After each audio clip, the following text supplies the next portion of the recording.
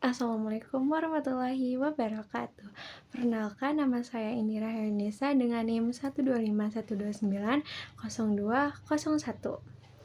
Nah, di video ini saya akan kasih tahu pesan dan kesan selama melakukan challenge dari Papa Rudin. Nah, jadi ada beberapa challenge, ada 4 challenge.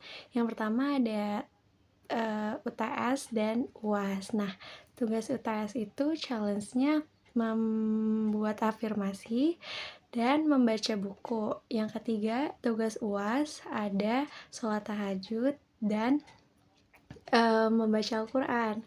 Nah, saya mau berbagi pengalaman tentang 4 challenge ini. Nah, yang pertama itu membuat kata afirmasi. Sebetulnya itu tuh tidak sulit ya, tetapi memang sangat susah untuk konsistennya gitu, karena dilakukan selama 10 hari setiap pagi dan malam. Nah, setiap pagi dan malam itu karena saya tidak terbiasa, jadi susah ya untuk konsisten.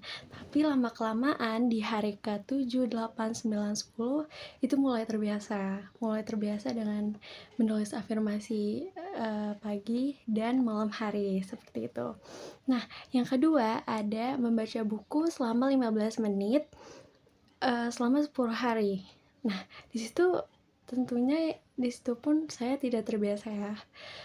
Karena saya baca buku tuh kayak semau saya, maunya kapan. Nah, karena ini challenge-nya 10 hari, harus konsisten. Jadi sangat sulit juga ya bagi saya, tapi saya sangat senang membaca buku. Kayak gitu. Terus yang ketiga ada sholat tahajud. Nah, sholat tahajud ini menurut saya sulit juga karena saya tidak setiap hari melakukan sholat tahajud, tapi terkadang saja. Nah, di challenge ini disuruh konsisten 10 hari. Jadi saya tentunya merasa agak malas, agak kesulitan gitu ya.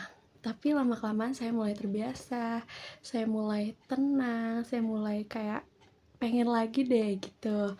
Nah, yang keempat ini, yang terakhir ada membaca Al-Quran. Ini tentunya tidak sulit ya, karena sudah terbiasa seperti itu.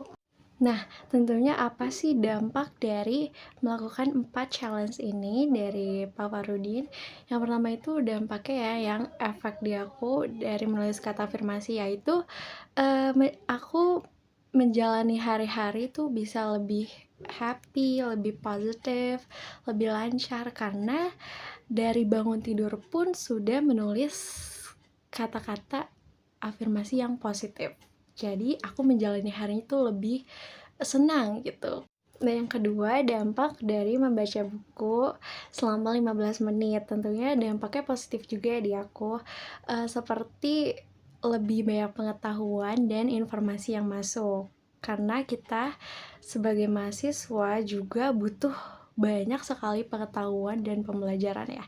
Nah, dari situ yang Bapak Farudin kasih link bukunya itu banyak banget buku yang sangat bermanfaat untuk kehidupan ini gitu. Yang ketiga yaitu dampak dari sholat tahajud. Tentunya banyak banget manfaat ya dari sholat tahajud ini. Yang dampak yang ada di aku itu seperti bagus ya untuk kesehatan, dan juga pola tidurku menjadi teratur karena melaksanakan sholat tahajud ini. Karena kan tahajud harus bangun jam 3, jam 2, seperti itu. Jadi kita tidurnya harus cepat. Yang tadinya saya suka bergadang, nah setelah melaksanakan sholat tahajud ini saya menjadi lebih teratur pola tidurnya, seperti itu. Dan juga lebih tenang hatinya ya, karena itu di sepertiga malam. Yang keempat, dampak dari membaca Al-Quran. Tentunya ini sangat bermanfaat ya, karena saya pun melakukannya setiap hari. Jadi banyak sekali dampaknya, yaitu contohnya membuat ketenangan hati ya dengan membaca Al-Quran.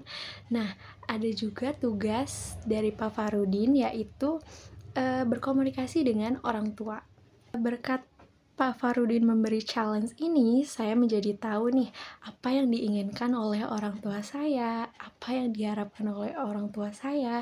Jadi, tips dari 4 challenge ini yaitu kita harus memulai kebiasaan dengan secara bertahap. Seperti langkah kecil dulu ya.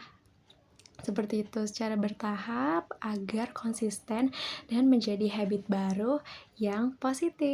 Nah, saya ingin berterima kasih kepada Pak Farudin yang sudah memberikan challenge ini, karena hidup saya jadi lebih disiplin, lebih teratur, lebih produktif, dan lebih peduli dengan sekitar, seperti itu. Dan saya harap saya bisa konsisten dalam menjalankan challenge-challenge ini. Di luar tugas pun semoga saya bisa menjadi lebih konsisten, seperti itu. Sekian, wassalamualaikum warahmatullahi wabarakatuh.